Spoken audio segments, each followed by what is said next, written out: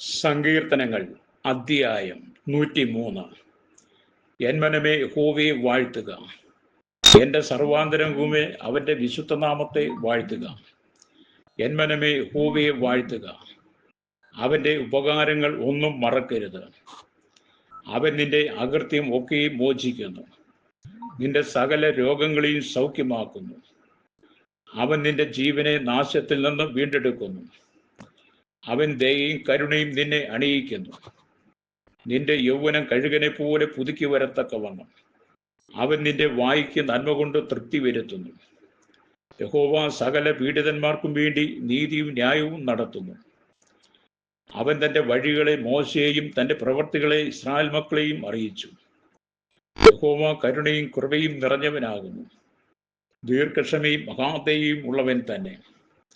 അവൻ എല്ലായ്പ്പോഴും വത്സിക്കുകയില്ല, എന്നേക്കും കോപം സംഗ്രഹിക്കുകയുമില്ല. അവൻ നമ്മുടെ പാപങ്ങൾക്ക് ഒത്തവണ്ണം നമ്മോട് ചെയ്യുന്നില്ല, നമ്മുടെ അകൃത്യങ്ങൾക്ക് ഒത്തവണ്ണം നമ്മോട് പകരം ചെയ്യുന്നതുമില്ല.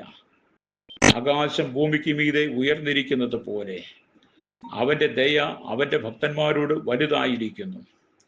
ഉദയം അസ്തമയത്തോട് അകന്നിരിക്കുന്നത് പോലെ അവൻ നമ്മുടെ ലംഘനങ്ങളെ നമ്മോട് അകറ്റിയിരിക്കുന്നു.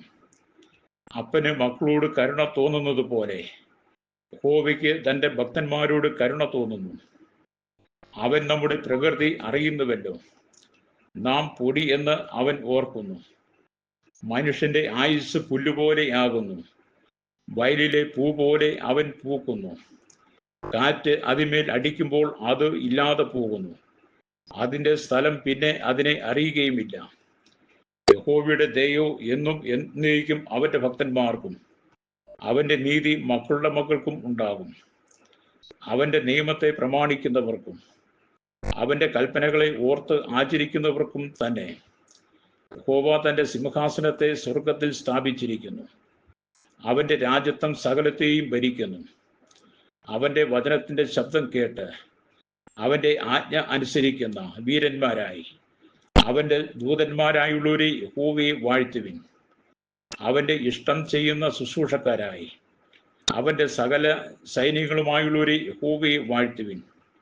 അവൻ്റെ ആധിപത്യത്തിലെ സകല സ്ഥലങ്ങളിലുമുള്ള അവൻ്റെ സകല പ്രവൃത്തികളുമേ യഹോവയെ വാഴ്ത്തുവിൻ.